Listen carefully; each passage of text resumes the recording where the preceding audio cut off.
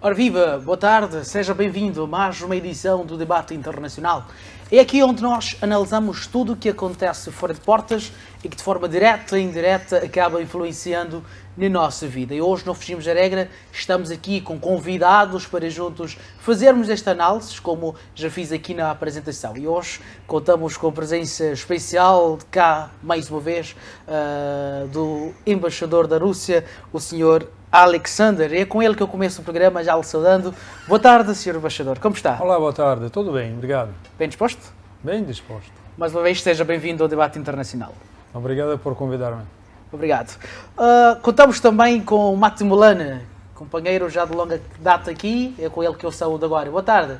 Boa tarde, Jackson. Boa tarde, embaixador. Boa tarde, internautas e telespectadores. Espero que desfrutem deste momento de discussão sobre a matéria internacional e que ganhem alguma coisa com isso. Muito obrigado. Muito obrigado. Saúdo também o professor Marcelino. Bem-vindo mais uma vez. Boa tarde, Jackson. Boa tarde, painel. Boa tarde, telespectadores. Estamos aqui para podermos partilhar os acontecimentos que vêm na geopolítica internacional.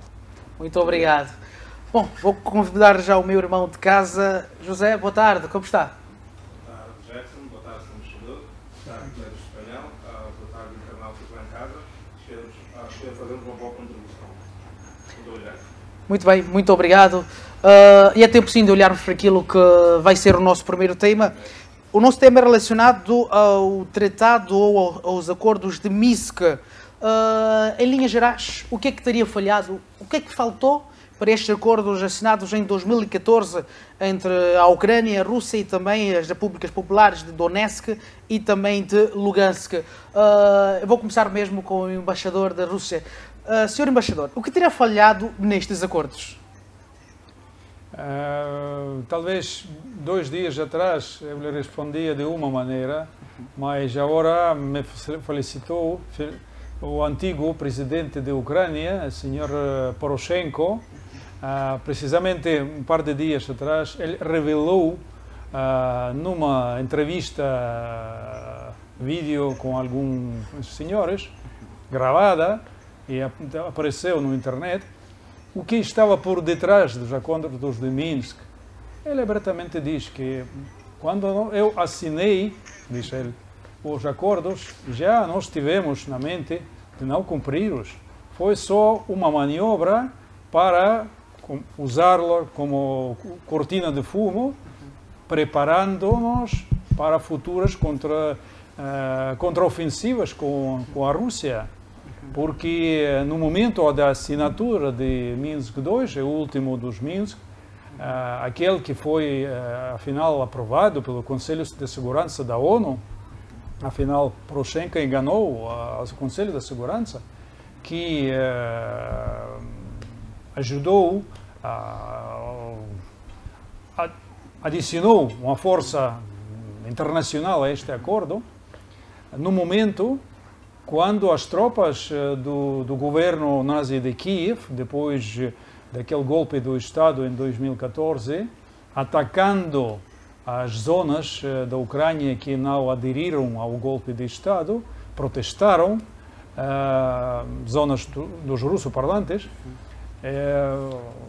em vez de dialogar, buscar solução pacífica com eles mandaram, Poroshenko mandou, os seus antecessores mandaram um exército para acalmar. E este exército de Kiev recebeu um golpe de resposta tão forte que eles só poderiam evitar a derrota total solicitando mais um acordo. Por isso nasceu o acordo de Minsk como cortina de fumo para reunir forças adicionais, obter mais equipamento dos países ocidentais que alimentaram este golpe de Estado e não para cumprir depois. Esta foi a descoberta que desde o princípio eles não pensaram cumprir na íntegra estes acordos. Isso, mas estamos a falar de concordar de fachada. É mesmo. Uma fachada. É mesmo. Muito bem. Eu vou colocar a mesma pergunta ao meu painel. Vou começar com o Mate Mulani. Mate Mulani, o nosso embaixador apresenta estes acordos, principalmente os segundos também, como uma fantochada apresentada pelo Ocidente.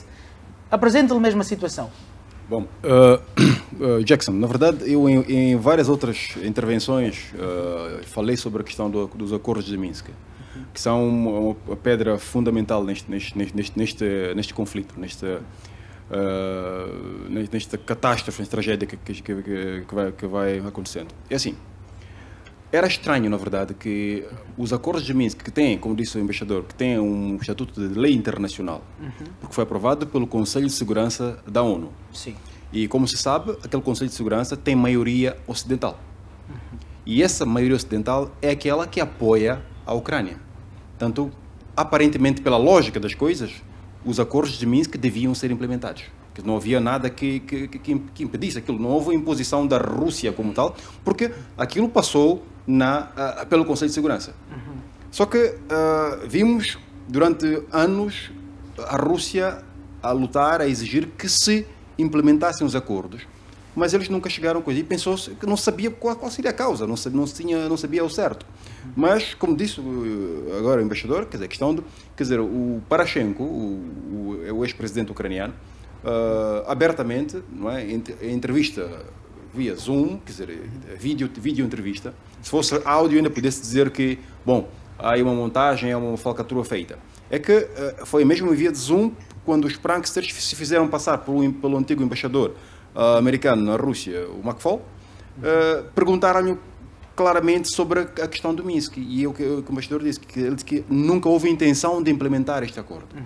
O que eles quiseram era ganhar tempo para poder armar o exército ucraniano e estar com toda a força para, na altura correta, fazer o golpe, o último golpe, digamos, a Donbass, aquela região do pessoal, não é? Os que chamam separatistas.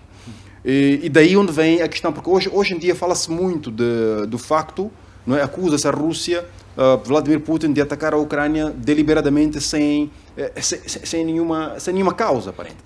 Mas, na verdade, aquele contingente preparado ao longo dos 4 anos e meio estava preparado mesmo para, para arrasar com Donbass.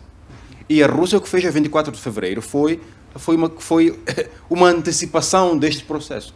E isto, na verdade, é que fez com que o Ocidente se irasse ainda mais.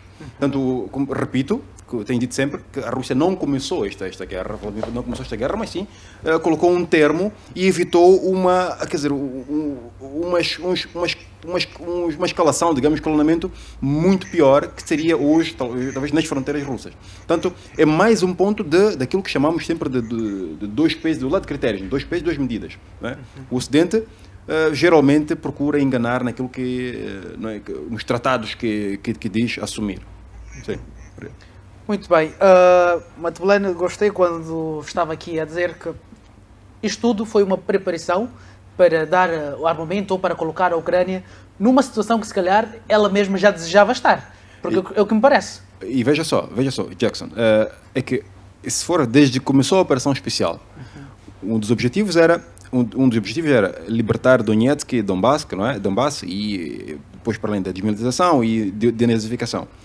É que Donbass, Donetsk, até hoje continua ocupada, quer dizer, pelos ucranianos.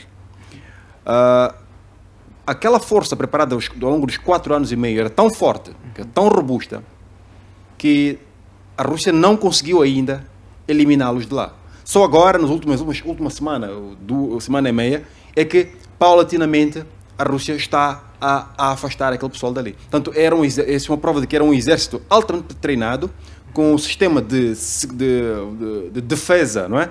Em termos daquilo que são trancheias, sistemas muito, quer dizer, de engenharia, de defesa, não é? De segurança, fortificações lá colocadas. Portanto, desde que começou a operação especial, a Rússia não conseguia eliminar aquele pessoal dali.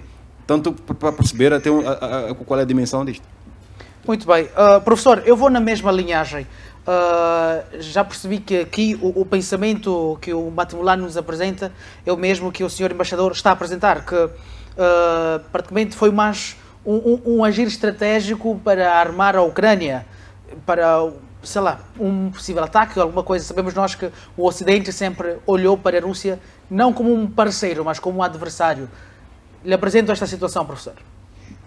Sim, é o seguinte, se calhar era importante que nós pudéssemos rever a gênese desse conflito. Sim. Nós sabemos muito bem que em 1922 as repúblicas que constituíam, portanto, a União das Repúblicas Socialistas Soviéticas, portanto, era uma unidade que era a Rússia, Ucrânia e Bielorrússia. Então, esses três países são os que deram a unidade única da União das Repúblicas Socialistas Soviéticas. E depois havia mais outras, que era a Armênia, Geórgia e Azerbaijão. Durante algum tempo, as mudanças ocorreram na ex-União das Repúblicas Socialistas Soviéticas.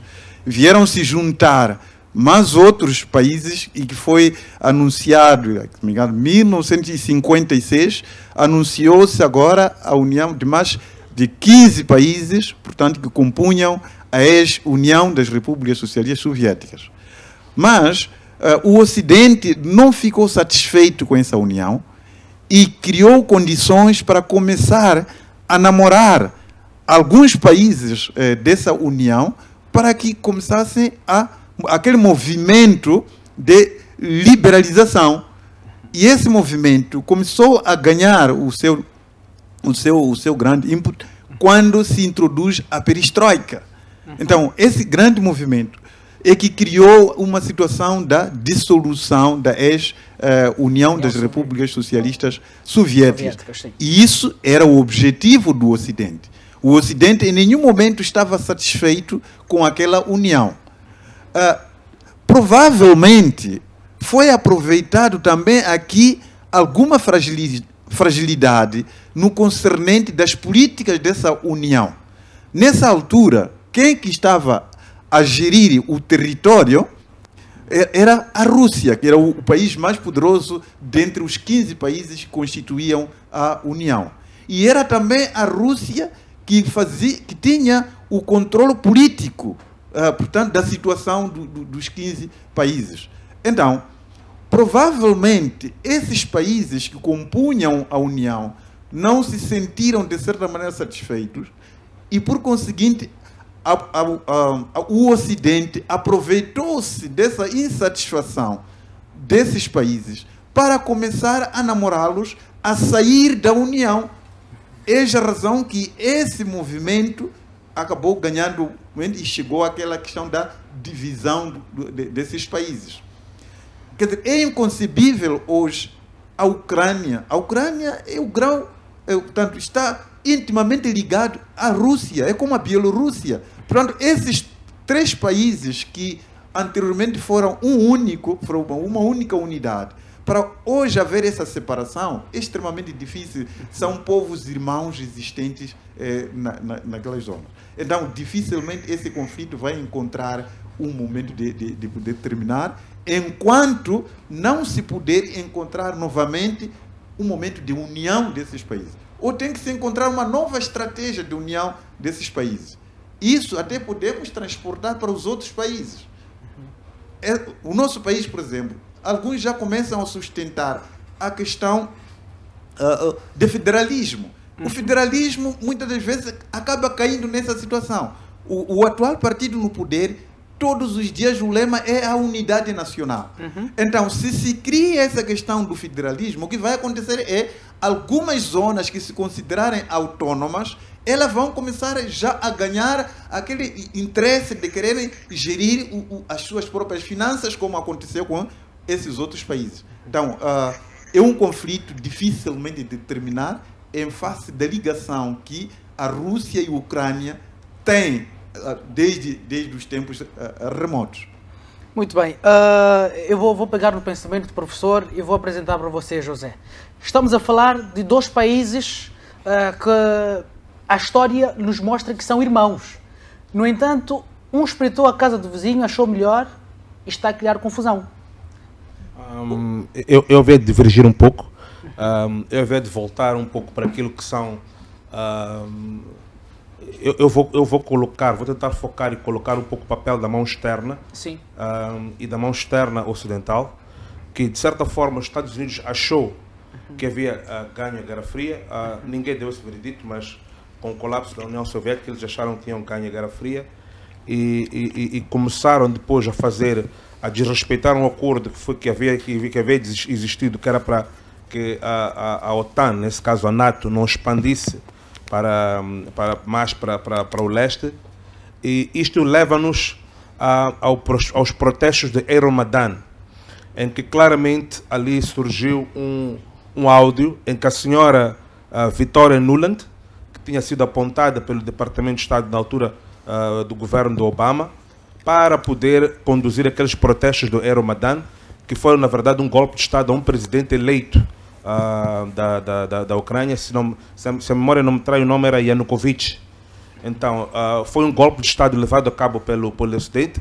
E neste vídeo, o embaixador dos Estados Unidos e a senhora Victoria Nuland aparecem a discutir de forma, quer dizer, muito desprezível, quem deveria ser o substituto, quem deveria ser o próximo presidente da Ucrânia. Então, ali começou-se a desenhar um plano. Mas, no entanto, como bem disse aqui o senhor administrador, naquela altura, militarmente, eles não se encontravam preparados.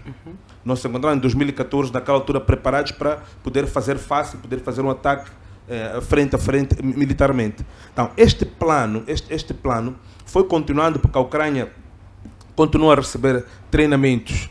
Nós tínhamos ali a questão dos laboratórios químicos, nós tínhamos a questão de treinamentos que estava a acontecer por parte da NATO na Inglaterra e em vários outros países da NATO, na Polónia. Nós tínhamos a questão de treinamento que estava a acontecer também um pouco por toda a parte em que iam se preparando. Depois disso, eu salto um pouco para 2020 e 2021, a retirada desastrosa dos Estados Unidos da América do Afeganistão, em que o presidente Biden anuncia que vai ser retirado do Afeganistão e no dia seguinte, no dia 1 de setembro, anuncia que a Ucrânia agora deveria entrar para a NATO, que era uma linha vermelha que a Rússia já havia advertido que não se deveria cruzar porque era uma ameaça à sua segurança. Então, nesta altura, acredito que o plano que se vinha desenhando desde 2014, nesta altura já era um plano que já tinha amadurecido. As linhas de defesa, como explicou aqui o meu colega de painel Matimulano, já estavam maduras e já era a altura dos globalistas de começar a querer implementar este plano de criar, portanto, esta guerra. Então, são só alguns eventos que eu quero ver. Em 2014, o Ocidente patrocina um golpe de Estado para um presidente eleito da Ucrânia, neste caso o senhor Yanukovych, com os protestos de Euromaidan, sustentado. Estava lá a senhora Ursula von der Leyen, estava lá a senhora Victoria Nuland, que foi um áudio que foi encontrado a discutir isto. E depois, de seguida, quando o presidente Biden, que era naquela altura do governo do Obama, encarregado da Ucrânia, que era o chefe da senhora Victoria Nuland, entra no poder, imediatamente retira os Estados Unidos da América para poder libertar a capital da guerra que estava a acontecer no Afeganistão, e no dia seguinte, quando anuncia esta entrada e este apoio incondicional à Ucrânia. Portanto, são aqui sinais de que havia um plano que foi amadurecido durante estes anos. Eu gosto de um jornalista americano que reside na Austrália, que ele deu uma visão alternativa, onde disse que muitas das vezes no Ocidente nós temos dito que o ataque, ou seja, a operação militar é um ataque não provocado. Mas é uma das coisas que não está muitas vezes a comunicar-se na mídia, que é o facto de que havia um concentrar naquela linha toda de Donbass até Donetsk de cerca de 60 mil tropas que estavam ali. E que na altura que a Rússia começou a fazer aquilo que é aumentar os seus efetivos para ir para lá, é porque havia esta evidência dessas 60 mil tropas que estavam preparadas para um ataque massivo àquilo que é a região do Donbass e do Luhansk, né, e Donetsk, conhecido como Donbass. Então, nós temos de observar esta mão externa como a causa dos acordos de Minsk não poderem ter funcionado. Os acordos de Minsk foram tipo um balão de ar para que a Ucrânia pudesse respirar e os seus ajudantes, aquelas pessoas que usam aquele governo como marionete, pudessem a preparar para esta fase. É por isso agora nós já estamos a ouvir até agora que a Rússia fez uma mobilização, já está quase a completar a mobilização. Já começamos a ouvir até do chefe do exército americano, neste caso, o chefe de Estado-Maior-General, a dizer que esta era a melhor altura para negociar, porque a Rússia tem um poderio que não vai ser capaz de...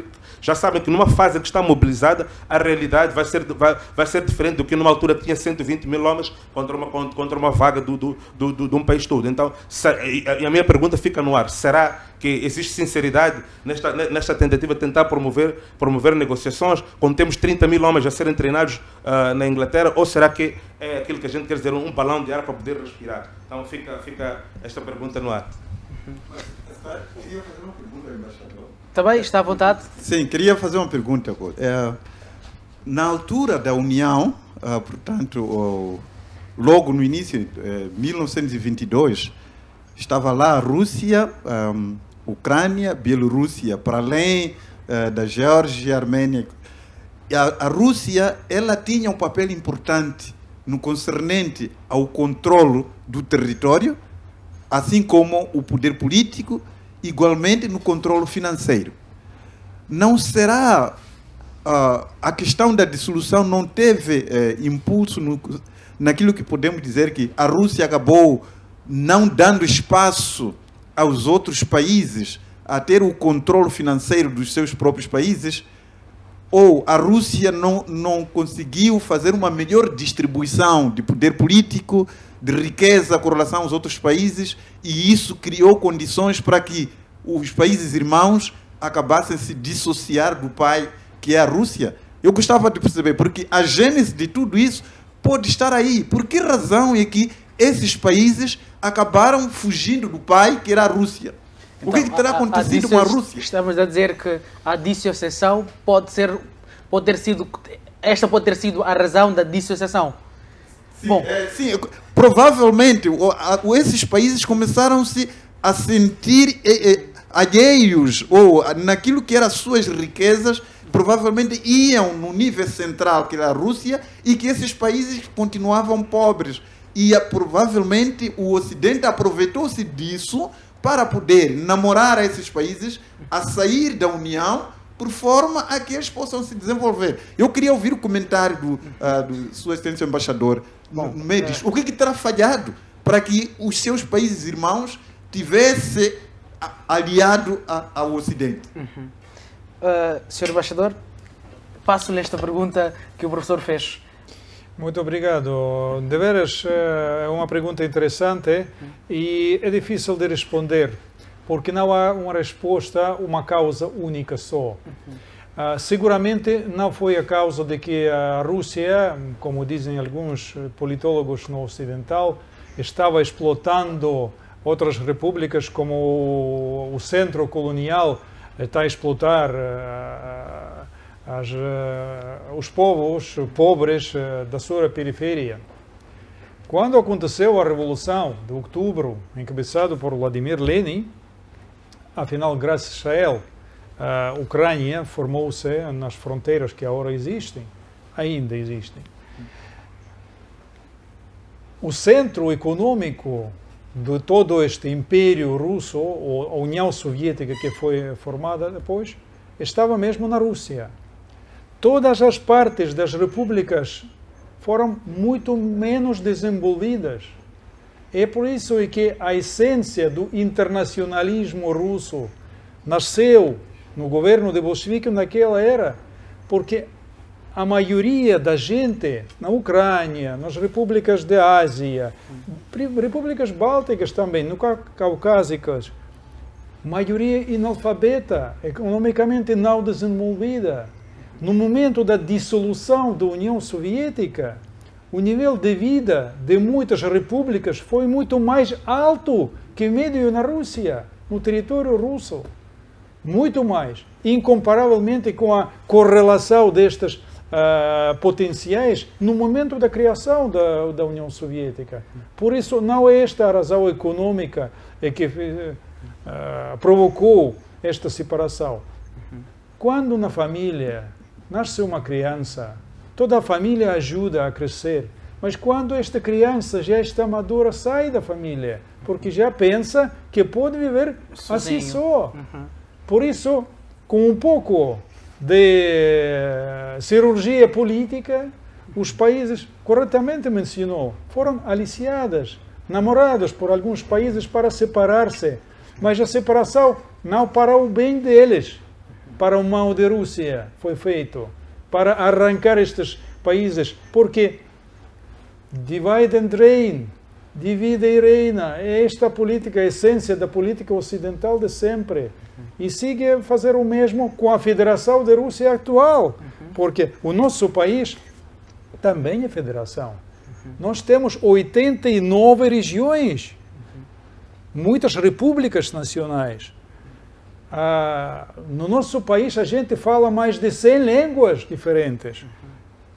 Mas o nosso fonte da nossa força é que eles todos vivem na amizade, no respeito mútuo. Cada um tem direito de preservar a sua cultura, a sua língua, ter escolas de língua, de médias de informação nacionais, e ninguém está explotando a outros. Entre estas repúblicas e regiões, o fluxo das pessoas, das ciências, das tecnologias, é livre. E por isso não há diferença se você tem esta diferença nacional, a língua, ou outra. Não, a língua vehicual é russo, naturalmente. Cada um estuda na escola, por isso tanto dá falar uma ou outra língua. Este não é problema das pessoas. Por isso, a dissolução da União Soviética tem outras raízes. Não é econômico. Estamos a dizer que a economia não é o centro, não foi o centro. São muitas razões. Matumlana, eu sei que tem uma opinião em relação a este mesmo assunto. Eu vou passar para ti, por favor. De facto, na verdade, eu também ia concordar com o Sr. Embaixador, dizer que de facto isto não é a causa. E tanto mais que, aliás, houve digamos, uma relutância de Gorbachev e companhia, porque na verdade houve um referendo que se levou a cabo para a dissolução, para decidir se dissolve ou não a União Soviética. E 56% da população soviética votou a favor da continuidade da União Soviética. Mas o Sr. Gorbachev levou a dissolução avante, quando podia ter lutado para a sua manutenção. 2, temos a questão da qualidade de vida, que disse o Sr. Embaixador, é que de facto, no dia de hoje até, na Federação Russa, ainda há vozes que dizem, olha, chega, basta de alimentar os outros.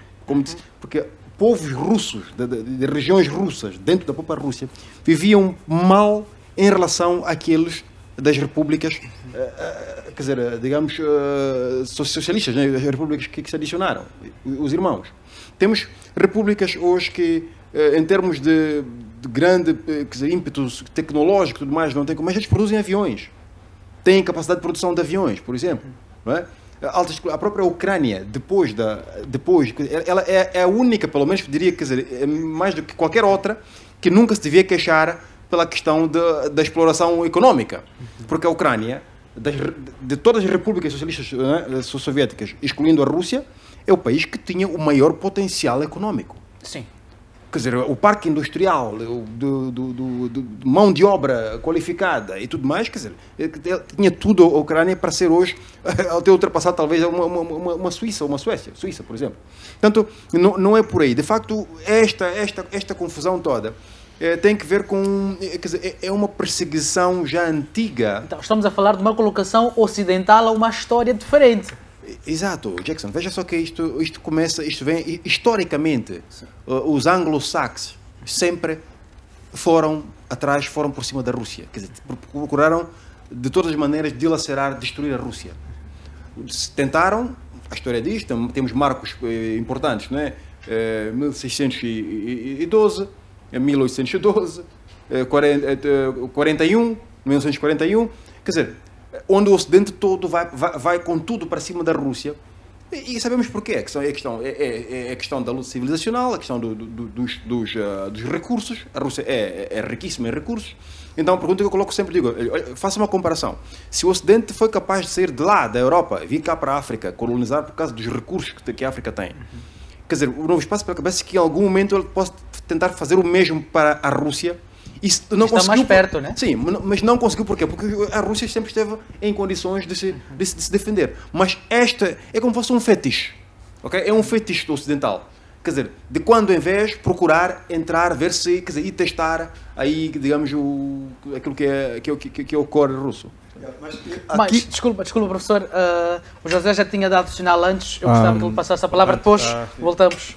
Eu vou tentar ser breve. Uma vez eu vi acho que é o Jay Kumar Sarkar, que acho que foi em 2016, que é o atual ministro de Negócios Estrangeiros da Índia, e que ele dizia que não percebia a fixação que o Ocidente tinha com a Rússia, e dizia que esta fixação é o que vai fazer até a Rússia não aparecer para negociações naquela altura. Eu não entendo, e isto veio de um terceiro país, estamos a falar da Índia, naquela altura, e agora ainda é o ministro de Negócios Estrangeiros da Índia, o senhor Jay Kumar. Olha, eu sou um pouco novo, mas já estudei, eu sou muito amante da história, estudei. Na União Soviética, a distribuição do poder estava muito equiparada entre as repúblicas. Vamos começar com Stalin. O Stalin era georgiano. Nós vamos falar do Saakashvili, que era dos negócios estrangeiros, era georgiano. Khrushchev era ucraniano. Sim, mas estou a falar mesmo na nova geração. Shevardnadze, ministro dos Exteriores. Então, nós temos uma série de divisão. O que aconteceu, mesmo depois do referendo, o Ocidente ainda usa até hoje, usou isto no Iraque, usou muitas vezes em muitas guerras aqui naquilo que a gente chama de Sul Global, a questão de vender este sonho, e nós vimos há pouco tempo este sonho a ser vendido na Líbia e de forma terrível. Este sonho de as pessoas podem ter tudo, podem ter indústria, mas eu estou a vender liberdade. E esta liberdade muitas vezes é algo não sustentável, algo não miserável, mas que a pessoa consegue te convencer que assim como estás a sofrer e não estás bem, então eu vou te dar a liberdade. Mas dá-te essa liberdade, mas depois deixa-te às vezes com muitos problemas. Por quê? Porque uma estrutura toda que existia é quebrada. Nós vimos isso agora no Iraque, na operação Enduring Freedom, né? Liberdade sem fim, em que nós observamos também este tipo de sonhos a serem vendidos e a quebrar estruturas que têm uma forma de trabalhar, uma forma de operar como sociedade. Então, a questão das independências, havia uma crise econômica assim, mas era generalizada para todos. A questão das independências foi mesmo esta questão de se vender o sonho da liberdade. Vamos ter liberdade para comer McDonald's, vamos ter liberdade para isto, vamos ter liberdade, mas não foi de facto como aqui disse o professor, a questão de gestão ou peso econômico de um país ou não peso econômico ou exploração econômica.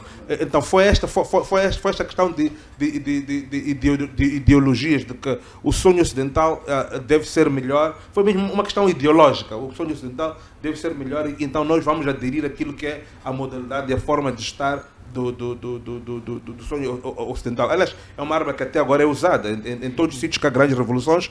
Nós temos esta arma sempre usada como nós estamos a trazer liberdade. Vi há pouco tempo, só para terminar, um podcast que me deixou muito desagradado, que foi da senhora Hillary Clinton e da senhora Condoleezza Rice, em que justificavam aquilo que nos seus períodos como ministros de Negócios Estrangeiros dos Estados Unidos, né, secretário de Estado, as intervenções que levaram a cabo foram intervenções que mataram milhões de pessoas,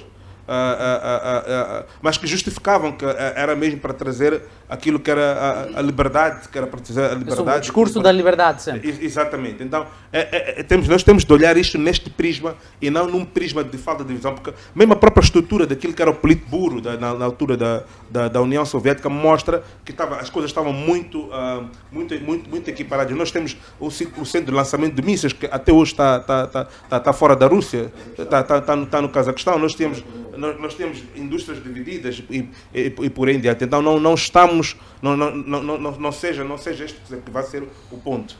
Está certo, muito obrigado. Professor, vai ser o último a comentar para que passamos para o segundo tema, por favor. Sim. É o seguinte, eu acho que a Rússia ela deve ter ganho uma lição em relação à dissolução da União Soviética. E hoje, a própria Rússia, como dizia o senhor embaixador, que ela é composta por muitas outras repúblicas. Se ontem houve essa possibilidade de alguns países se dissociarem da Rússia, acho que é importante que a Rússia comece a ver qual foi a porta de entrada para que os seus filhos pudessem se dissociar dele. Porque nós temos uma experiência de outras uniões que não estão sendo dissolvidas. Os Estados Unidos da América, por exemplo, são muitas repúblicas que estão lá. O que está acontecendo para que eles mantenham-se unidos até hoje? O Reino Unido está lá. O que faz com que eles se mantenham unidos? Então, é preciso que a Rússia estude muito bem isso, de poder ver o que está acontecendo para que os seus filhos sejam aliciados e eles saiam da União. Porque se isso manter-se, amanhã será a própria Rússia a se dissociar novamente. Porque o inimigo vai continuar a namorar os vossos filhos e a poder se desintegrar-se. Então é preciso que se encontre aqui uma política capaz de impermeabilizar o Ocidente a poder entrar na vossa casa e poder retirar os vossos filhos para o trem. O que os Estados Unidos está a fazer para manter aqueles Estados Unidos até hoje? O que o Reino Unido está a fazer para manter os países unidos naquele lugar? O que a União Soviética falhou para perder os seus filhos? É essa reflexão que eu acho que a Rússia, neste momento, deve conduzir. Muito obrigado. Muito obrigado, professor, por esta observação. E eu queria continuar com o assunto, para o segundo tema, neste caso, que é relacionado também ainda a estes conflitos ou esta tensão que existe entre a Rússia e a Ucrânia. O Ocidente e a Ucrânia chama guerra e a Rússia chama operação especial. Tem-se dito, ou este é o discurso, que a Rússia e a Ucrânia são irmãos, são povos irmãos, e que certamente não se explica muito a existência deste conflito e este permitir de parte de uma parte da Ucrânia em permitir a chegada russa, né? Porque pelo menos conseguimos ver. Temos a questão agora da Crimeia. Num discurso do presidente ucraniano Volodymyr Zelensky há pouco mais de 2 meses, ele dizia que a guerra começou com a ocupação da Crimeia e vai terminar com a Crimeia. E a pergunta que surge, eu vou passar esta pergunta mesmo ao senhor embaixador: qual seria a posição da Rússia caso a Ucrânia tentasse uma intervenção militar para tomar Crimeia? Porque no seu discurso, Zelensky, há pouco mais de 2 meses, volto a apresentar isto, disse que começou de lá e é de lá onde vai terminar. De veras, esta palavra é certa. Isto vai ser o dia do juízo final. Vai terminar com a Ucrânia e com o Estado, talvez ucraniano. Espero que até este extremo a política agressiva de Zelensky não chega, porque a Crimeia sempre foi uma terra da Rússia, sempre, nos últimos 300 e tantos anos, e só um curto período de tempo, quando de veras, foi mencionado por senhor professor que só com o presidente da União Soviética, ucraniano Khrushchev, para facilitar a construção de um canal de água doce, porque a Crimeia é uma zona árida, tem grande falta de água, e foi construído para uns 400 ou tanto quilômetros de um grande canal para facilitar a construção. Administrativamente foi subordinado à Ucrânia simplesmente para melhorar administrativamente esta grande operação para construir este canal. E só para estas razões, no momento da dissolução da União Soviética, os líderes daquele então não pensaram disso, e apesar de que a população da República Autônoma de Crimeia sempre foi República Autônoma, tanto dentro da União Soviética como dentro da Ucrânia, a população votou, foi organizado um referendo específico, permanecer ou não permanecer dentro da Ucrânia. Foi unânime. Foi uma escolha. Eles queriam sair da Ucrânia, mas na Constituição da Ucrânia, naquele momento,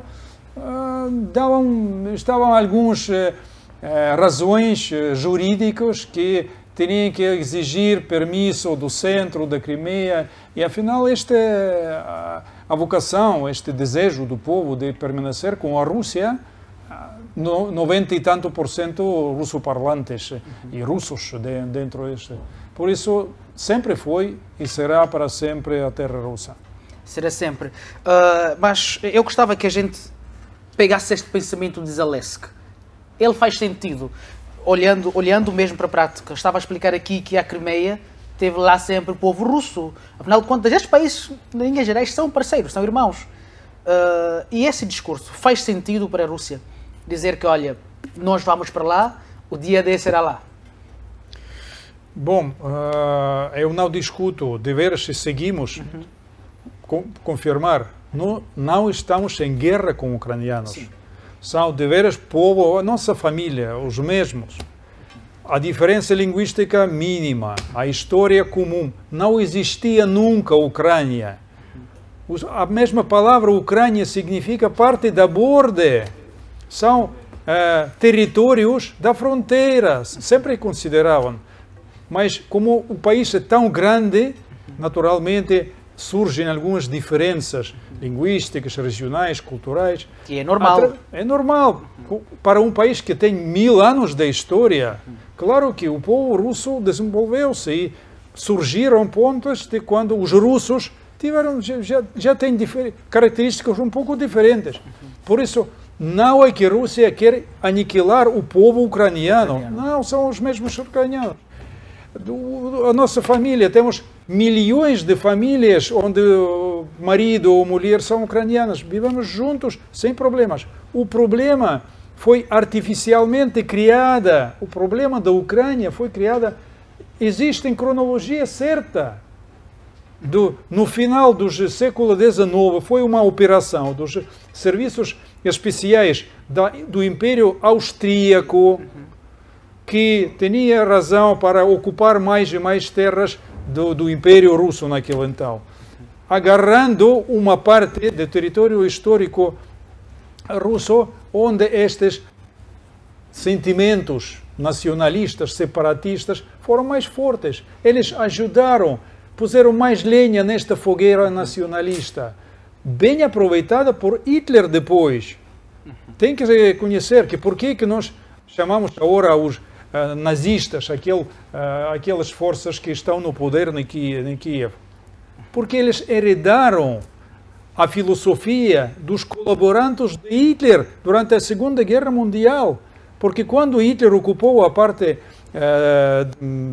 da União Soviética, a parte onde está agora a Ucrânia, muitos ucranianos, e principalmente nacionalistas ucranianos, serviam como policiais, como ajudantes de Hitler. Eles participaram nos massacres, matando milhões de pessoas. Mataram polacos também. O massacre, os polacos ainda guardam esta memória quando os nacionalistas ucranianos mataram mais de 100.000 pessoas em um par de dias na parte ocidental do país. Muito bem, muito Mas eles heredaram do nazismo esta ideia da sua supremacia na família dos povos eslavos. Esta supremacia que é maior que incluso racismo. Supremacia que eles são superiores e todos os outros não pintam nada. Muito bem. Vamos continuar com o mesmo tema e desta vez vou começar com o professor. Professor, esta possibilidade da Ucrânia atacar Crimeia? É o seguinte, tudo isso não se trata, não foge mais de uma estratégia do Ocidente em face do desenvolvimento que a Rússia tem no concernente ao arsenal nuclear, não é? No concernente à indústria energética. Então, trata-se de todo esse procedimento que está a fazer com que o Ocidente ele tenha os olhos para a Rússia. E a desintegração da Rússia interessa bastante ao Ocidente, com vista a fragilizá-lo. A Rússia é uma ameaça para o Ocidente em face do seu arsenal nuclear. Unido com a Ucrânia, cada vez mais a Rússia está lá em cima, porque tanto a Ucrânia como a Rússia unida, ela constitui uma grande potência mundial. Como podemos ver hoje, a questão dos cereais, a questão da indústria energética, é tudo aquilo que abastece a Europa. E que na ausência disto, a Europa não existe praticamente. Então, há todo motivo do Ocidente poder criar todo esse cenário para evitar que a Rússia ela continue a ostentar tais riquezas. Agora, a minha inquietação neste momento, a Rússia sabendo de tudo isto, o que está a fazer para poder preservar aquilo que é a sua riqueza, aquilo que é o seu bem, que assusta o mundo, o arsenal nuclear, a riqueza energética, a riqueza dos cereais. Isto é cobiçado por todo mundo. O que a Rússia está a fazer neste momento para poder preservar a isto? Ela não pode se admirar a esses ataques. Agora estamos a falar dos ataques dos ex-países que estavam na União Soviética. Mas daqui a pouco serão os países que estão dentro da própria Rússia. Chegarão até aí. Muito obrigado. Muito obrigado. Antes de passar ao Matelano, vou terminar contigo desta vez. José, por favor, eu queria a sua observação quanto a isto e volto a lhe fazer esta provocação. O professor está insistente na questão de uma reação da Rússia, porque a informação que nós temos tido é praticamente toda ocidental. Então faz-nos ter uma opinião nesta linhagem. Eu lhe apresento assim, uma possibilidade da Ucrânia voltar a combater, como se diz, a querer tomar de volta a Crimeia. Como é que a Rússia se portaria? E será que mesmo a Rússia está quieta diante de tudo isto? Portanto, eu não vou responder aqui a questões de caráter administrativo interno da Rússia, que talvez sejam questões estratégicas que cada Estado tem como conservar. Bem aqui de Moçambique, nós não abrimos as cartas daquilo que são questões estratégicas internas de como preservar. Mas eu acredito que a Rússia é um império. Na altura do império existe já, primeiro, no tempo da dinastia Rurik, podemos contar 300 anos atrás.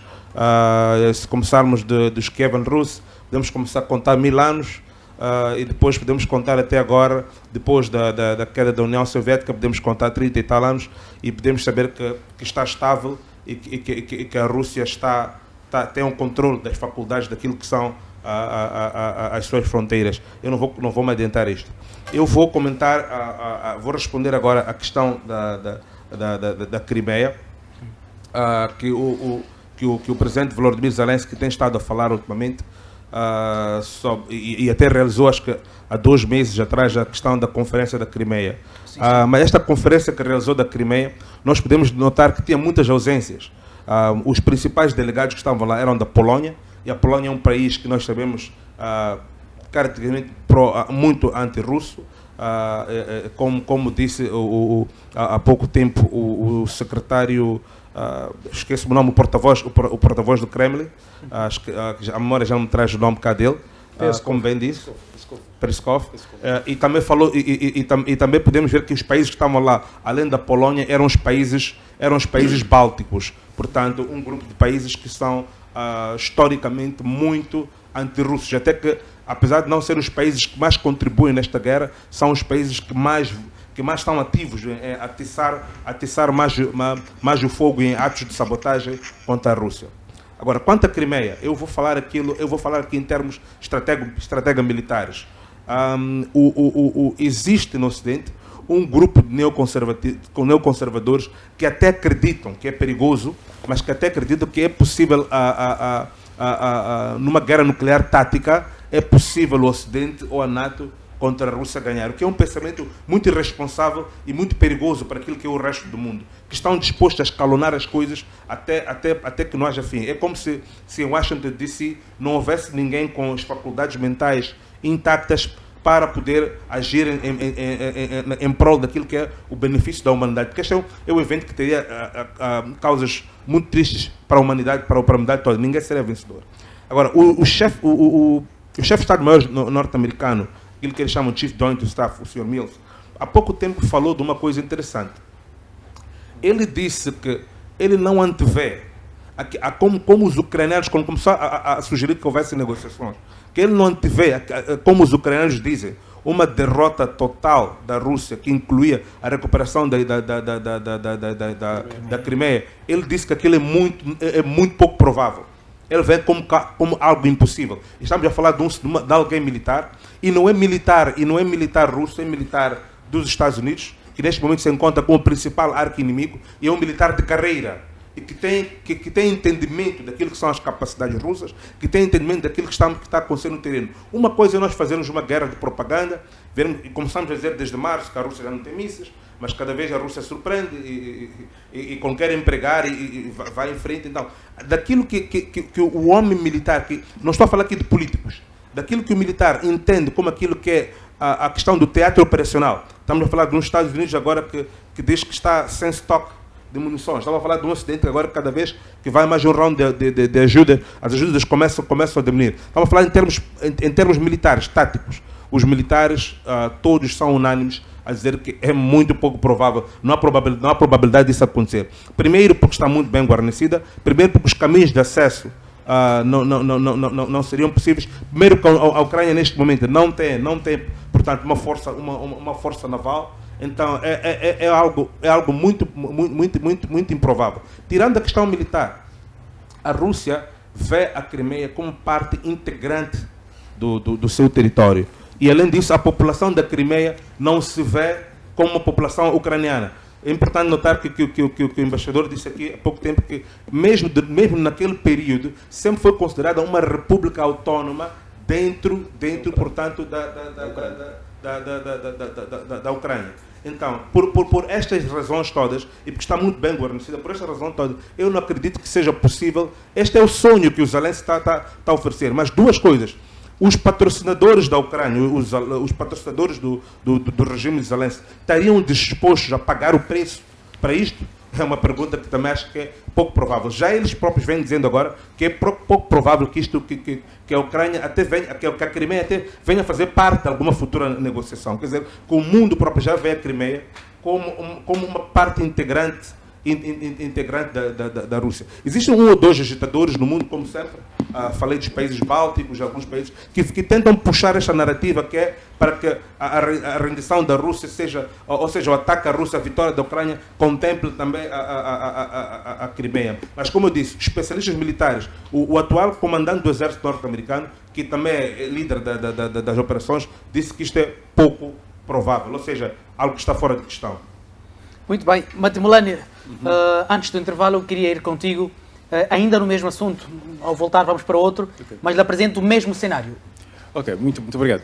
Na verdade, eu não tenho que só dar uma pequena resposta, lançar uma pequena coisa aqui o professor e os ouvintes, telespectadores, aqui sobre o que os americanos, que os ingleses fazem. Perguntem a Califórnia, perguntem a Escócia agora, perguntem a Espanha com o catalã, quer dizer, a Rússia até a União Soviética mostrou ter muita democracia, que pediram para sair, ela deixou, ela libertou. Os americanos não estão a libertar nem a Califórnia, os espanhóis nem Catalunha, a Inglaterra não está a libertar nem a Escócia, muito menos a Irlanda, as Irlandas. Portanto, não é por aí. Só para deixar isto ao ar, que existem estes conflitos no mundo inteiro, então, e não é pelo bem que está lá, só a coisa. Há aí uma questão, há uma coação, um leque de instrumentos que são usados para que isso mantenha assim. Agora, voltando à questão já da Crimeia, dizer que, na verdade, isto deve-se olhar em primeira mão como num panorama propagandístico, não há dúvidas, não é? Porque, em termos reais, a acontecer isso, eu vejo isso numa situação em que, por exemplo, o Ocidente esteja já pronto ou disposto a alargar qualquer responsabilidade que está a assumir hoje em relação à Ucrânia. Porque isso poderá significar, e não necessariamente com armas nucleares, mas a aniquilação do Estado ucraniano. Tanto é aí, e penso até que, como o Ocidente sempre pensa um pouco, o Ocidente é inteligente nesse aspecto, quer dizer, os americanos são muito bons nisso, pensam naquilo que é o seu ganho futuro.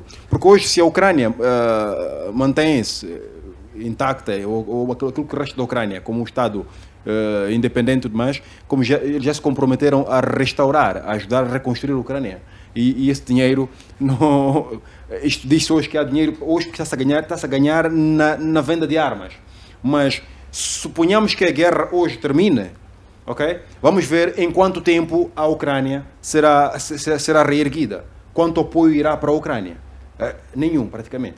Então, acho eu que se a Ucrânia resolver de facto atacar a Crimeia, e atacar a Crimeia significa com apoio do Ocidente, porque tem que ser um armamento, quer dizer, mais sofisticado do Ocidente. Portanto, há um aval, há um apoio, há um aval do Ocidente para que a Ucrânia faça isso. A resposta russa, espero que não haja dúvida em relação a isso, será uma resposta avassaladora.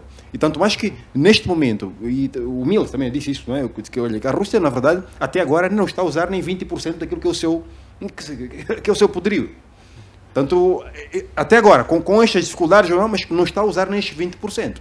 Então, eu penso que é mesmo por aí. E isto, por enquanto, é lançado como uma guerra, como uma questão de propaganda. É claro que houve tentativas, não é? Ainda ontem, houve uns drones e tudo mais, mísseis lançados, que foram interceptados, mas não têm a qualidade, o potencial necessário para poder levar a cabo um ataque. Quer dizer, quando isso acontecer, aquela infraestrutura estratégica, digamos, que está a ser atacada hoje, quer dizer, irá representar, penso eu, talvez uns 15, 20% daquilo que a Rússia poderá ainda fazer lá dentro. Quer dizer, eu penso que isto está fora de hipótese, está lançado como uma questão da propaganda, mas se acontecer, é porque o Ocidente está definitivamente a lavar as mãos em relação à Ucrânia. Porque no final de contas, o Ocidente sai sempre a ganhar neste conflito. Porque quem está a morrer é o povo russo. Sim. São os russos que estão a matar. Quer dizer, no fim do dia, o saldo ocidental é positivo. Portanto, que não hajam ilusões em relação a isto. Porquê? E falando dos americanos, eles têm, enquanto os eslavos vão se matando, a Europa, que é, na verdade, concorrente americana, vai se desmoronando. Tanto, e se formos ver hoje que dizem muitos que a América está em apuros, a questão económica, mas não, a América, na verdade, a questão económica americana, pelo menos neste período de tempo, está em bons lençóis, porque temos investimentos europeus que estão a migrar, quer dizer, para a Europa. Não é? Temos a maior companhia, a maior fábrica química no mundo, que é a BASF, temos a Volkswagen, por aí fora, que estão a montar, que estão a passar as unidades de produção para os Estados Unidos da América. Portanto, eu penso que esta hipótese é, se a Rússia, se a Ucrânia ataca a Crimeia com sucesso, a resposta russa não nuclear arrasa com a Ucrânia, a Rússia toma a Ucrânia, e aí o Ocidente já não tem que... Fica sem chão para agir. Não, para reconstruir a Ucrânia. Então isto é uma responsabilidade russa, ok? Portanto, eu olho para isto como uma fuga desta responsabilidade futura em reconstruir a Ucrânia. Muito obrigado. Vamos fazer um pequeno intervalo, voltamos dentro de instantes.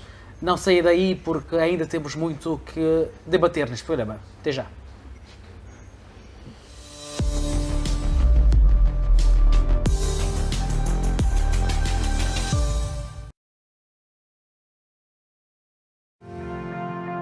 Estimado internauta e telespectador, acompanhando os problemas sociais do país, a FTV traz para si, de segunda a sexta-feira, o programa Vuvuzela.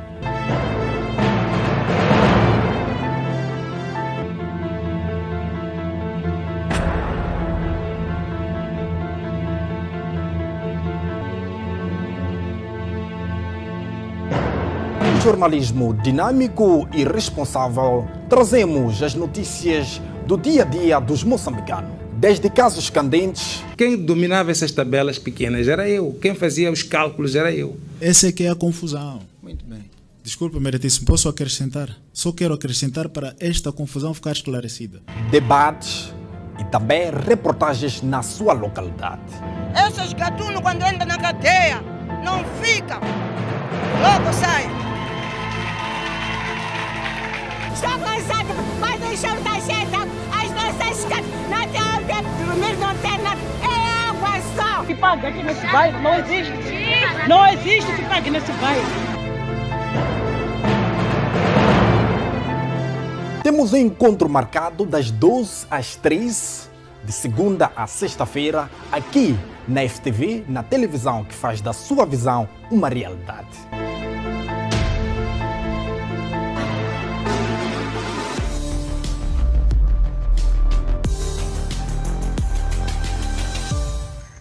Ora viva, estamos de volta para a segunda e última parte do debate internacional. Estamos olhando sim para aquilo que acontece fora de portas e que de forma direta ou indireta acaba afetando a nossa vida. Contamos hoje com a presença do embaixador da Rússia em Moçambique, o Sr. Alexander Surikov, e é com ele que estamos a conversar junto com o nosso painel tradicional.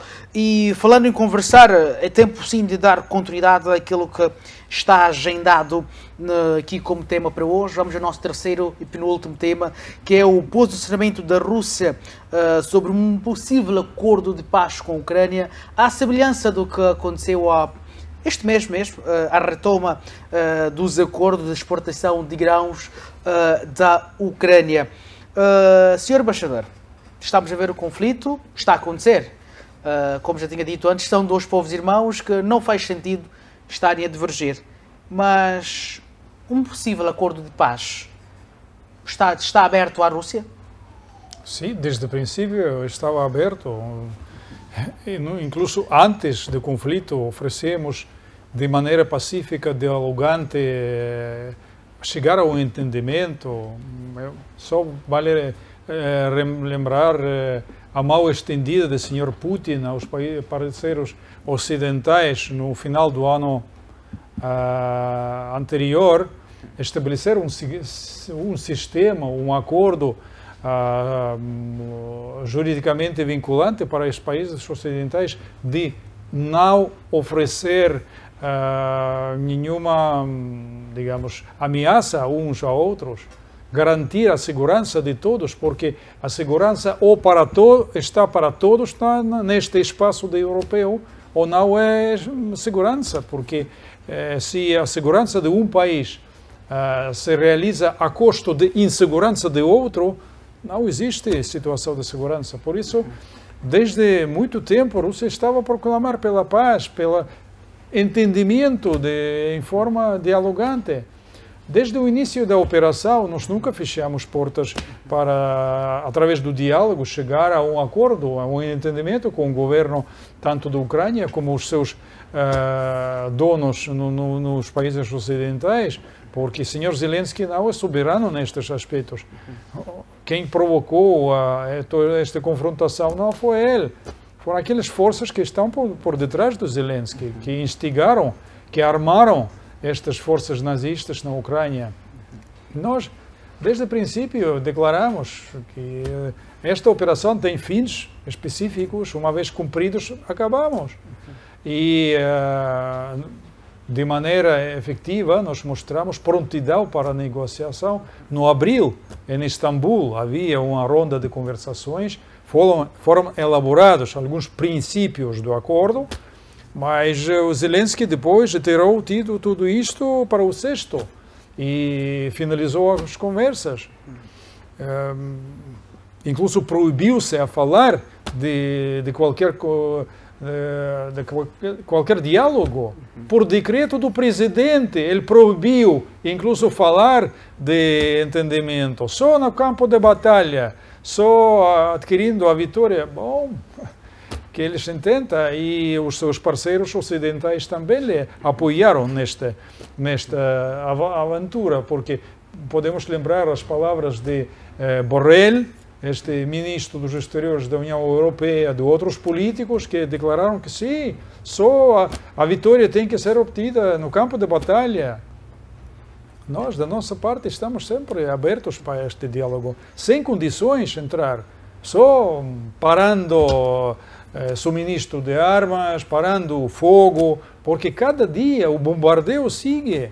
Aquelas zonas de Donbass, onde foi iniciado esta, digamos, confrontação bem fortificada da parte ucraniana, pelas tropas ucranianas, Donbass ainda não está liberado, porque eles estão muito bem fortificadas. E tenho que lembrar que nós não atuamos contra a população civil, mas naquela parte de Donbass está numa aldeia por em cima de outra aldeia e outra população, outra cidade, está cheio, praticamente por todos os lados vive a gente. Por isso, sacar objetos militares, distinguir, é muito difícil. Por isso que nós nunca tiramos a objetos civis, só objetos militares, bases, pontos de comando, etc. Basta parar o fogo e entrar em conversas para estabelecer, sem precondições. Em linhas gerais, estamos a dizer que a Rússia sempre esteve aberta e está aberta até agora a travar este conflito desde que a Ucrânia, ou pelo menos Zelensky, que acaba sendo o rosto da Ucrânia, diga assim, vamos à mesa de negociações. Sim. Sem mais acréscimos aí. Sem mais condições, sem acréscimos. E o encontro em Istambul mostrou a possibilidade de fazer isto, a chegar a um certo princípio dos acordos. Aqueles acordos dos cereais que tinham duas vertentes. Uma vertente é permitir a saída dos cereais ucranianos para fora. Foi proclamado internacionalmente que os pobres povos de África, de outras partes do mundo, estão a sofrer de fome, tem que permitir a saída dos cereais. Bom, a parte vertente foi cereais ucranianos liberados sair dos portos e, em paralelo, como a Rússia também é um grande exportador dos cereais, permitir o transporte dos cereais russos e fertilizantes sair também para o mercado internacional. Ucranianos desminaram os portos, foram eles que minaram os seus portos, afinal. E os navios saíram. 400 navios saíram dos portos ucranianos com cereais ucranianos. Sabe quantos saíram para diversos países necessitados? 5%. Apenas. Apenas. Tudo o resto saiu para os portos europeus e outras zonas. Em para suma, países asiáticos. Estamos a dizer que houve esse barulho do Ocidente, não para a África, mas para a própria Europa. Exatamente. E a parte vertente russa não foi cumprida, porque não é só permitir um barco sair do porto. É um complexo. Logística, seguro, transações financeiras, permissos de entrada para os portos. A Rússia segue a estar em regime de sanções. Oficialmente, saída do barco permitido, mas seguro do barco não permitido, transações não permitidas, encalar nos portos não permitido. Enganaram. Mais uma vez estamos a ter um leque de discursos ocidentais que serviram mais para sustentar ou para a sobrevivência da própria Europa. Como sempre, e ademais, nos portos europeus estão parados barcos com cereais, com fertilizantes russos, 400 mil toneladas dos fertilizantes russos, sim, arrestados por razões das sanções. Para facilitar todo este processo, o presidente Putin acordou com os donos, com os industriais nossos, vamos fazer isto um regalo para países necessitados. Regalamos de graça aos países necessitados. Tomam estes barcos. Através organizar esta operação pode ser o World Food Program, digamos, Organização Mundial da Alimentação. Eles tomam controle e transportam para países onde só o primeiro, um barco que parece saiu de um porto de Holanda. Um barco dos 400 mil toneladas saíram 20. E os outros? E os outros estão parados, arrestados nos portos europeus. Eles não cumpriram. Eu tenho medo, se nós chegamos a outro acordo desta maneira, se vão seguir esta linha... semelhante. Está aí o inverno.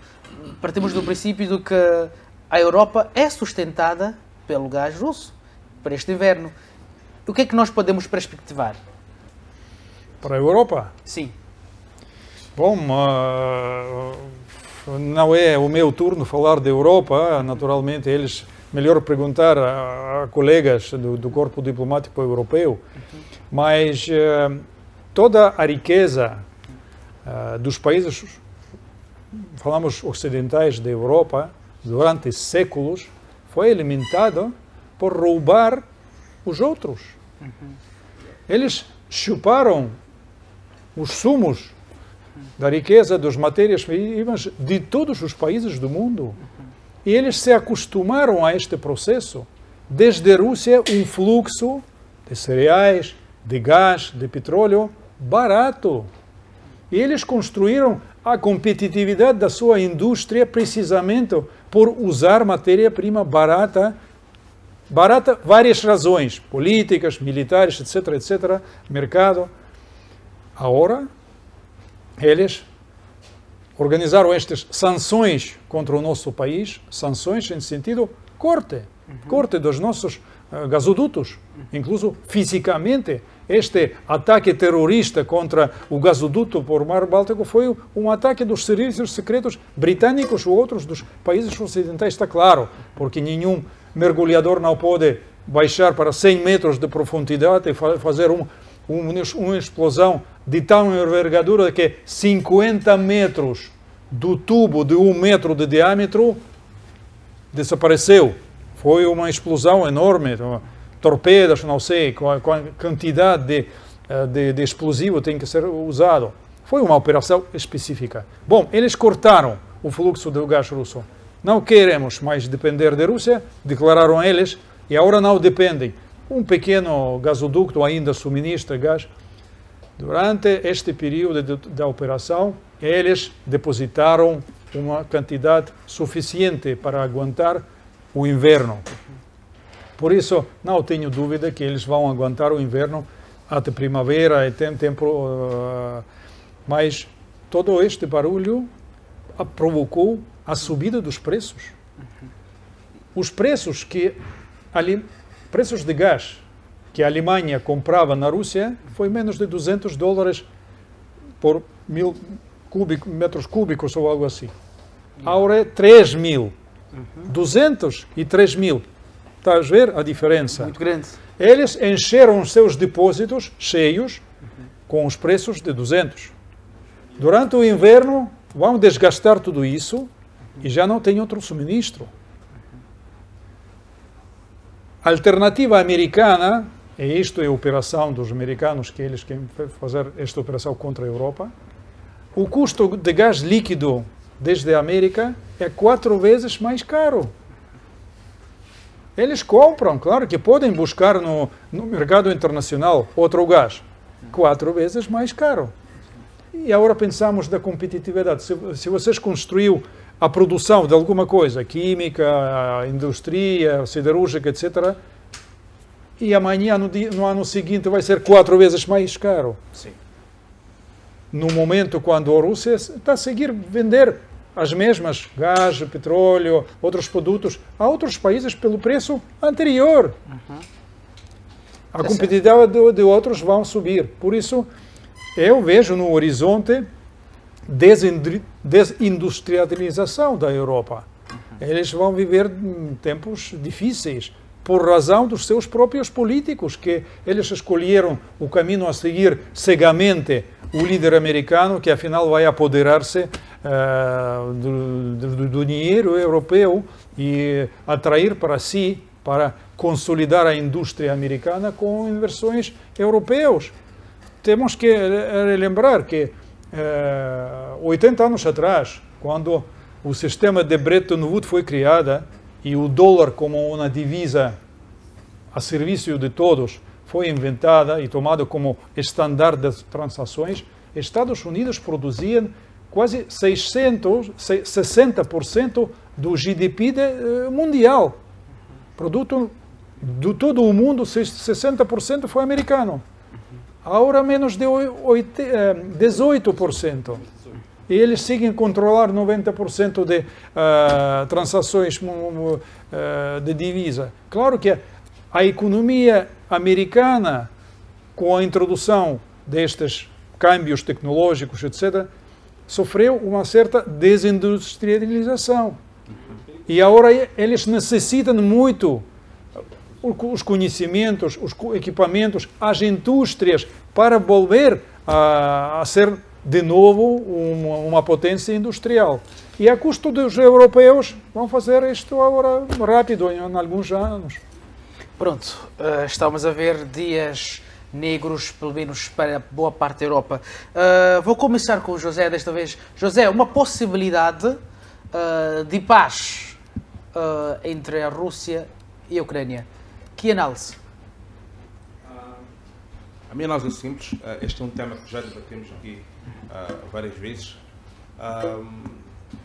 E os protestos que temos vindo a ver um pouco por toda a parte na Europa por questão da questão da subida do custo de vida, pedem uma questão. A Ucrânia, em abril, naquela altura, depois da primeira ofensiva, quando começou a operação militar especial, falava muito da paz, falava muito de negociação, começaram as conversões de Istambul. Estava-se para se dar o acordo, segundo se fala, pela própria mídia ocidental, mas depois o Sr. Boris Johnson, quando foi visitar ao presidente Volodymyr Zelensky, segundo as bocas dizem, proibiu, eu não sei se proibiu, mas as pessoas dizem que proibiu, aquilo que a mídia tem falado, a mídia mesmo ocidental, mas a mídia alternativa, mas de certa forma criou condições para que se impedisse e deu umas garantias ao Zelensky de que o Ocidente estaria na guerra. Olha, qualquer negociação de paz deste conflito não é uma negociação de paz com a Ucrânia. Ilude-se quem diz isto. O senhor Viktor Orbán da Hungria e o seu primeiro-ministro e mesmo o senhor Erdogan da Turquia já vieram a público a dizer isto, que qualquer negociação de paz não será uma negociação de paz neste caso, com a Ucrânia. Será uma negociação de paz com os Estados Unidos. Por quê? Porque a Ucrânia é um país que vamos dizer assim, desde abril, está sem armamento próprio, armas próprias. A Ucrânia não tem. Não tem armamento próprio. Se os Estados Unidos, em 2 dias, ou a NATO e os Estados Unidos desligam o apoio, em uma semana, a Ucrânia tem uma capitulação total e completa. Então, deveria haver vontade por parte dos Estados Unidos para que houvesse um acordo de paz. Mas eu acompanhei muito bem aquela entrevista do Sr. Orbán, em que disse que o presidente Biden queimou muitas pontes para que haja paz. Chamou o presidente Putin de criminoso de guerra, que deve haver mudança de regime na Rússia e por aí em diante. Esta é uma linguagem pouco diplomática e que queima os caminhos para aquilo que é a paz. Então, qualquer caminho de paz carece de uma mudança radical. Não sei agora que os republicanos assumiram a casa e tem vindo algum movimento ali um pouco por parte de alguns republicanos da Câmara Baixa para poder pressionar para que se vete aquilo que é os fundos à Ucrânia, porque também a questão do conflito é uma questão de lavagem de dinheiro, uma grande lavandaria, e há muita gente a ganhar com isso, apesar a custo das vidas dos ucranianos. Então, enquanto não houver esta vontade, porque a Rússia até agora tem nos mostrado, e não quero aqui parecer quem está a favorecer um lado, mas a Rússia até agora tem nos mostrado que está disposta a conversações.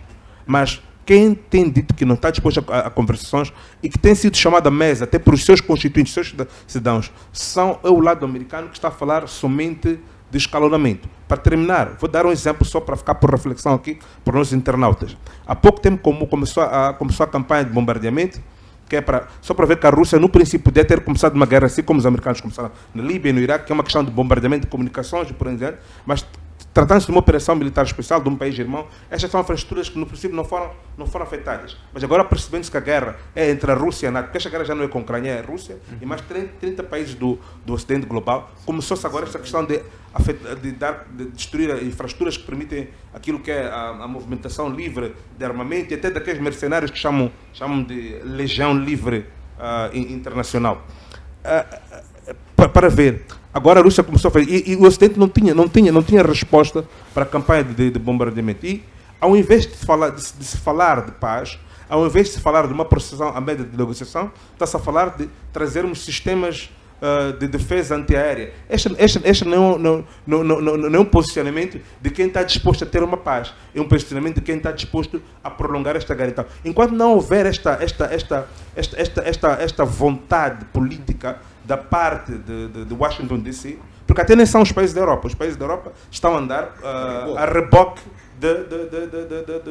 dos Estados Unidos da América. Enquanto não houver esse posicionamento, o presidente norte-americano veio dizer há pouco tempo que uma negociação de paz será uma negociação a contrário daquilo que disse o seu secretário de Defesa, que é uma negociação que dependeria dos ucranianos, e veio dizer como é que apoiaria a Ucrânia, veio dizer que apoiaria a palavra que usou em inglês, diz as long as it takes, ou seja, and as much as it takes, ou seja, que seria quanto for necessário e enquanto durar. Então, esta não é uma palavra, não é uma abertura para a paz. Esta é uma abertura que deixa os russos agora perceberem e a passarem para esta nova estratégia que está a ser usada no campo militar. Então, é preciso haver aqui, pôr as coisas nos pontos nos is, é preciso haver responsabilização de quem está no poder em Washington, quem está a conduzir este projeto.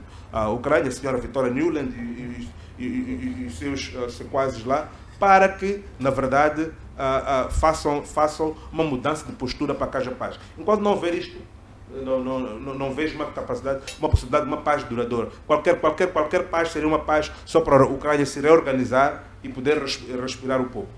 Muito bem, vamos continuar com o professor e vou pedir que sejamos um bocadinho mais breves. O tempo, infelizmente, já nos foge. Professor, sim, voltamos a colocar o mesmo assunto. Uma possível reconciliação. Sim, vamos sentar às mesas para chegarmos a um acordo de paz. Temos interesses antagónicos e dificilmente uma das partes, neste momento, pode abrir a mão. Os Estados Unidos, junto com os seus aliados, eles estão a investir de uma forma que consigam ter a Ucrânia. A Ucrânia, para o Ocidente, é uma porta de entrada à Rússia. E, por conseguinte, tudo está a fazer para que consiga obter essa porta. Enquanto isso, a Rússia também não quer abrir essa porta de entrada. Então, temos aqui interesses antagônicos. Para a paz nesse lugar, nós temos que esperar um novo regime nos Estados Unidos da América. Apenas isso. No dia em que os Estados Unidos da América tem um outro regime que vai dar costa a essa guerra, teremos a paz. Não o contrário, porque a Rússia não vai permitir que abra-se a porta à Ucrânia para ser atacada. Uma pergunta flor de provocação. A volta do Biden mudaria este cenário? Eu acredito que sim. Estamos a falar a mudança do... Aliás, Trump. Queria dizer Trump. Perdão. Eu acredito que sim. O Trump ele tinha outra linha. Inclusive, já tinha falado da necessidade de tirar o investimento à OTAN. Porque para ele era um gasto que não justificava. Então, a retirada do orçamento dos Estados Unidos à OTAN significava enfraquecer aquele movimento. Daí, eu acredito que o Trump não ia muito nesse investimento daquela guerra. Então, nesse momento, a esperança do término daquela guerra, a esperança da paz, é a mudança do regime americano.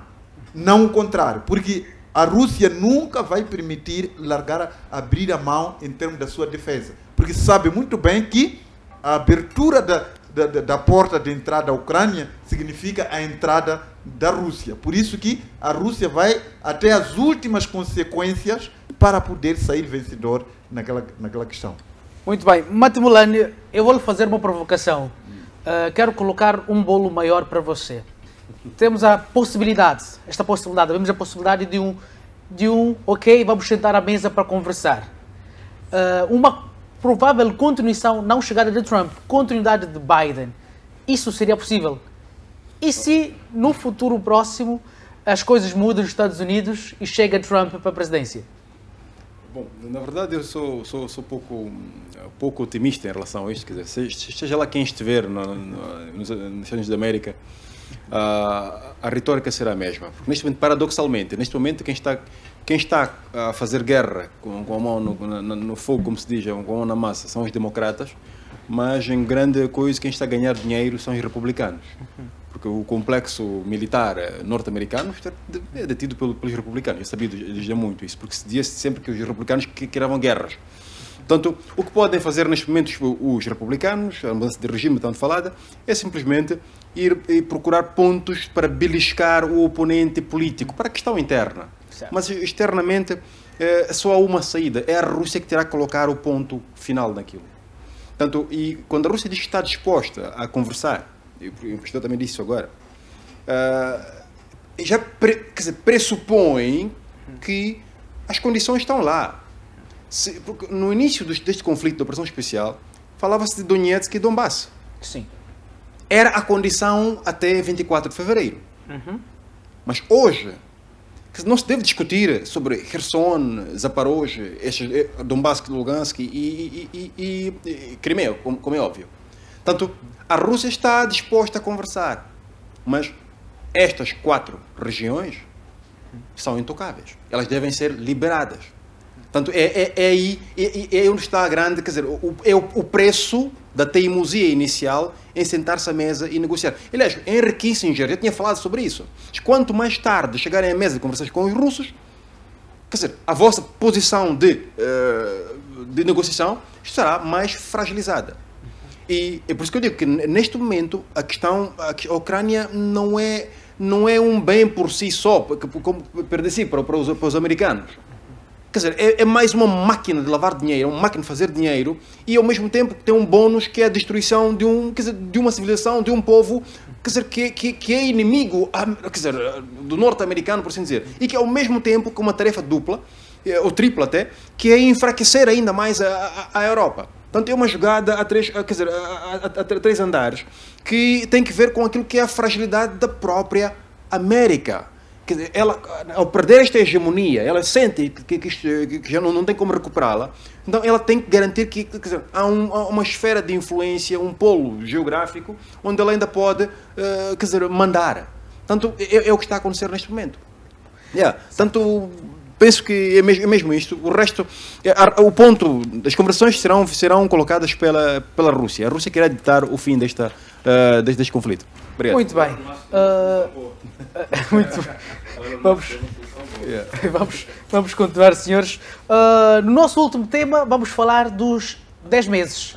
Foi em fevereiro, estamos praticamente a portas para o final do ano. Senhor Embaixador, este praticamente é o nosso último tema. Os 10 meses deste conflito, de certeza, a perda para os dois lados. Mas que análise faz, no sentido geral, deste conflito ou desta operação especial que a Rússia está a levar a cabo na Ucrânia? Muita gente, no início desta operação, esperava que isto se acabe muito rápido. Recentemente foi revelado por Boris Johnson, que os alemães, o mesmo Schulz, pensava que rapidamente a Ucrânia vai ser vencida e desaparece. Mas ele pensava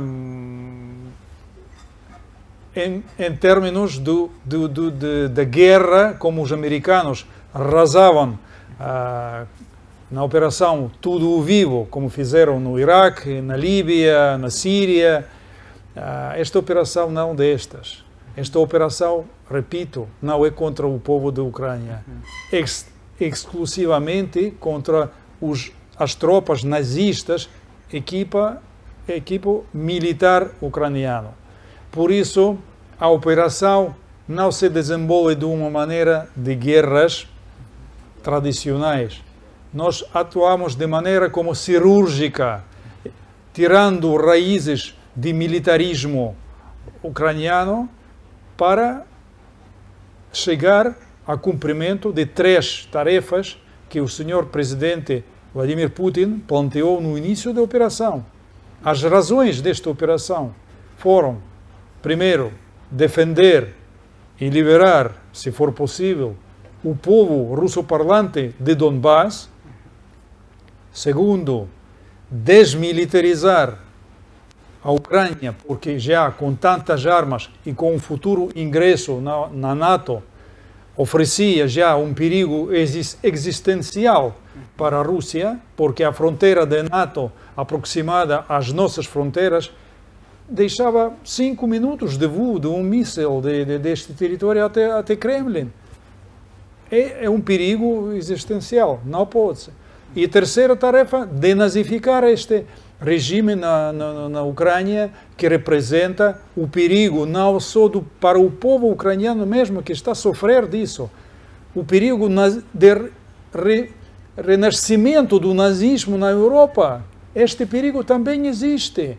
E vamos ver o que pode passar dentro de vários meses na Europa. Miram, a gente não está contente com os governantes. Estão cambiando os regimes, estão cambiando os primeiros-ministros, os governos. O movimento hacia a direita está bem visível. E isto, o próximo passo é o nazismo. Temos que lembrar de que depois da Primeira Guerra Mundial, o povo alemão, que afinal saiu derrotado, o nascimento do nazismo na Alemanha foi provocado precisamente por esta carência e os movimentos desde abaixo, desde o povo alemão naquele caso. Agora, a forma de protesto dos povos europeus também pode ser com caráter de direita, direitista. Por isso, nós, da nossa parte, realizamos paulatinamente a solução destes problemas, alcançando as tarefas plantadas. A zona dos russoparlantes, na sua maioria, já está liberada. Para a imaginação, para o entendimento dos nossos ouvintes, o território liberado já é mais ou menos uma quarta parte do território, digamos, comparável com a França. A fronteira russa nesta zona aumentou-se quase em 1000 quilômetros, tem que ser controlada. Mas a equipe, o potencial militar ucraniano já está debilitado de maneira drástica. Só para exemplos, alguns exemplos. Neste período de operação foram destruídos, aniquilados, 333 aeronaves, aviões, foram destruídos, 300. 177 helicópteros, 6.700 tanques e outros veículos blindados, 900 lança-foguetes múltiplos, 3.600 peças de artilharia e outros 7.000 veículos militares especializados. Os mesmos analíticos ucranianos falam de mais de 100.000 pessoas mortas e mais 200 feridos. Enorme quantidade de gente, ucranianos, os nossos irmãos matados. Para o quê? Não foi a nossa ideia de fazer isso. E muitos russos, eu não tenho cifras, não posso citar, mas vários milhares de pessoas, dos nossos soldados oficiais, sem falar das pessoas comuns em Donbass. Eles seguem bombardear Donbass cada dia, lançando mísseis e cada vez mais longe, e cada dia morre gente em Donbass, mulheres, crianças, gente pacífica.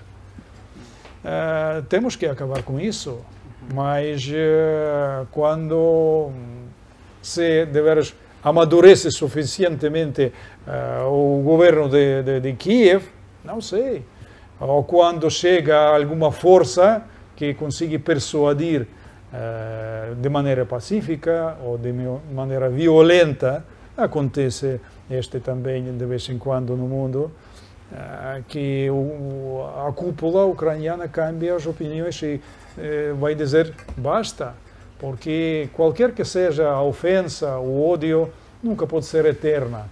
Esta guerra, para prolongar mais, não serve para ninguém. Não foi a nossa escolha, nem dos ucranianos, foi a escolha das forças externas. Eles impuseram, vamos influenciar juntos aqueles que atiraram a lenha para apagar esta fogueira. Certo. Muito obrigado. Senhores, o tempo infelizmente já nos ajuda, mas vou ter de medir o tempo agora de forma individual.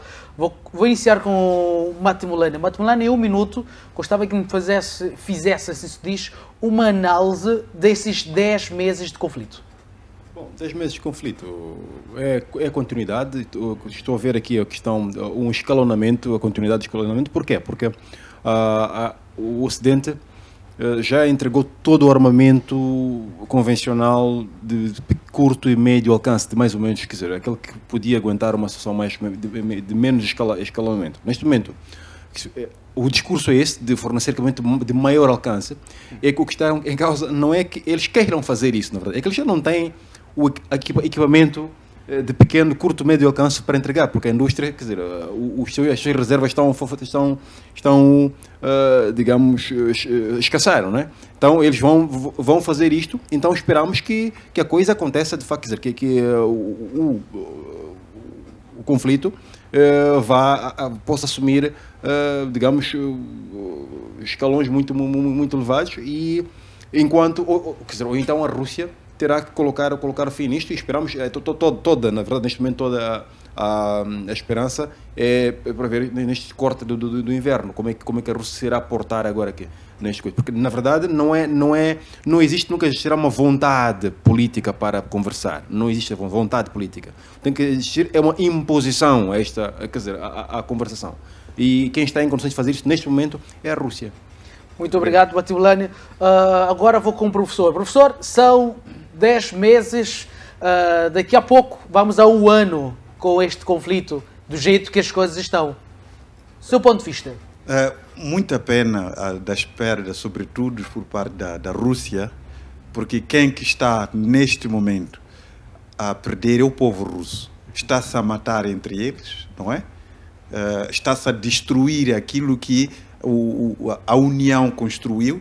Lembre-se que quando houve a dissolução da ex-União das Repúblicas Socialistas Soviéticas, a dívida contraída foi paga pela Rússia, não é? A Rússia que pagou a dívida que foi contraída para construir a União das Repúblicas Socialistas Soviéticas, não é? Incluindo as infraestruturas que na época foram construídas na própria Ucrânia, dentre outros países. Mas no final, na dissolução, porque a Rússia era ela o centro do comando e que ficou na responsabilidade de poder pagar a tal dívida. Então, o que está a acontecer hoje é entre russos se matarem, se destruírem as suas próprias infraestruturas, enquanto o Ocidente vai atiçando o fogo. Então, eu acho que é momento de reflexão. Essa guerra vai acabar. Terminada essa guerra, é momento da Rússia poder refletir sobre a estratégia de uma união duradoura do seu país, para que não se abra mais brechas do inimigo poder entrar na Rússia e poder voltar a destruir o seu patrimônio. É muita pena que está a acontecer. Matar-se entre eles. Muita pena. Muito obrigado, professor. José, eu vou terminar consigo, e a pergunta é a mesma. São praticamente 10 meses, o conflito continua. Certamente, como já tinha dito aqui o senhor embaixador, esperávamos que este conflito não durasse, acho que todas as nações do mundo, esperava que fosse, se calhar, 1 semana, 2 dias, mas é muito tempo. Em 1 minuto, por favor. São 10 meses de muita tensão, 10 meses de muita irresponsabilidade pelas potências, principalmente do lado ocidental, que decidiram sacrificar aquilo que era a estabilidade da economia mundial, um mundo que saiu do Covid-19, que estava a tentar se reerguer, decidiram apostar, ao invés de conversações, como se esperava por parte que o conflito não fosse durar muito, de uma forma irracional. São 10 meses em que passamos a operação militar, depois a Rússia percebeu que, na verdade, o Ocidente global, né? Aquilo que a gente chama o coletivo ocidental, está disposto a ir até o fim, e que por conta disso teve de puxar a guerra agora com a operação militar, com a mobilização parcial, para um outro escalonamento e mudar daquilo que é a estratégia. E são 10 meses em que não houve consciência por quem por parte de quem de direito, neste caso vou chamar as potências ocidentais, de se criarem condições para se sentar-se à mesa e poder se negociar. São 10 meses em que, de uma forma muito triste, uma mídia que a gente pensou que era uma mídia livre e independente, que sempre nos vendeu que era livre e independente, tornou-se uma mídia que era mais ativista do que livre e independente, uma mídia irresponsável, que atiçou mais o fogo e que reportou segundo uma só perspectiva e que criou uma russofobia no mundo, em que queimaram-se livros russos e até quando alguém comete um massacre ou uma coisa contra alguém russo, nós vimos naquilo que chama-se mídia livre ocidental a justificar. Então são 10 meses em que criou-se um ódio dos dois lados e são 10 meses tristes para a humanidade, que deviam levar a uma reflexão de como a humanidade quer resolver conflitos. Enfim, são 10 meses que disseram que as Nações Unidas são um organismo quase que incapaz.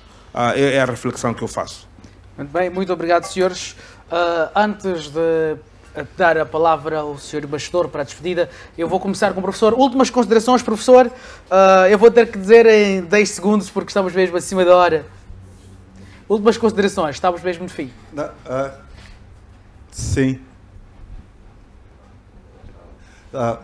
Olha, últimas considerações é mesmo um apelo à Rússia, como eu sempre vinha dizendo, que a Rússia encontre estratégia de uma união duradoura dos países que neste momento constituem a federação, como forma de poder evitar situações futuras, porque o Ocidente está na mira da Rússia. É essa a consideração que eu tenho e um pedido especial, porque a Rússia ela constitui uma componente que, de certa forma, acaba protegendo os países da periferia. Os países da periferia muitas vezes se beneficiou daquilo que é a ex-União Soviética, mesmo a própria Rússia hoje, e se a Rússia cai, obviamente este mundo será um caos, será um mundo governado pelos selvagismos. Então nós apelamos à Rússia a encontrar mecanismos próprios para garantir com que não haja ainda desintegração da própria Rússia neste momento, como aconteceu a desintegração da ex-União das Repúblicas Socialistas Soviéticas. Foi muita pena ouvir isso, que estava a dizer que negociou muito para que se saíssem os cereais, mas os cereais, só 5% é que foram para os países da periferia. Afinal de contas, usaram os países da periferia, usaram os pobres para que se abrisse o caminho para dar a comida. Mas, no entanto, essa comida não foi aos pobres, foi para o Ocidente. Então, isso é uma pena. Muito obrigado. Certamente, professor, mas tenho de interrompê-lo. Matebolana, por favor, eu vou pedir um bocadinho mais de síntese. Não, na verdade, eu não tenho muito a acrescentar, só apelar aos telespectadores, aos internautas, que abram os olhos, né? Fungura maço, tenham muita atenção naquilo que consomem. E eu entendo que há um déficit de informação do lado russo, quer dizer, a narrativa russa não é propagada devidamente, pelo que sabemos. Está limitada. Está limitada. Então, as pessoas vão construindo, não é, a imagem daquilo que está a acontecer com base numa narrativa unipolar. Portanto, abram os olhos, procurem fontes mais objetivas, e para que não caiam nesta armadilha. Muito obrigado. Muito obrigado. José, últimas considerações, por favor. Portanto, dizer a saudar os telespectadores, nesta altura que estamos para ir para a quadra festiva, havia de aconselhar, fossem lá comprar um livro muito importante, que é A Construção de Civilizações. É um livro muito importante que podem agora com a quadra festiva aproveitar para ler na quadra festiva e se informarem um pouco mais. Muito obrigado. Sr. Embaixador, últimas considerações? Muito obrigado, Sr. Professor, por cuidar dos interesses de todo o mundo e os povos da Rússia. Posso assegurar aos senhores, a todos os telespectadores, que esta situação difícil serviu para o nosso povo e todos os povos da nossa federação, serviu como um cemento que cimentou a união. E agora a maior parte, e nós vemos este entusiasmo de participar na defesa da pátria e na ajuda dos nossos irmãos russoparlantes e libertação dos irmãos ucranianos do nazismo, esta operação serviu para o bem da Rússia. Isto é uma lição para todos. E eu penso que no futuro mais próximo possível, isto é o desejo pelo menos dos governantes, o povo da Rússia, nós chegamos ao fim desta situação incerta e de uma maneira, através da força ou de negociações, chegamos ao fim deste conflito. Está certo. Muito obrigado, Sr. Embaixador. Obrigado. E por hoje é tudo. Muito obrigado pela companhia. Votos de um excelente sábado. Para a semana estamos juntos com mais debate internacional. Até lá.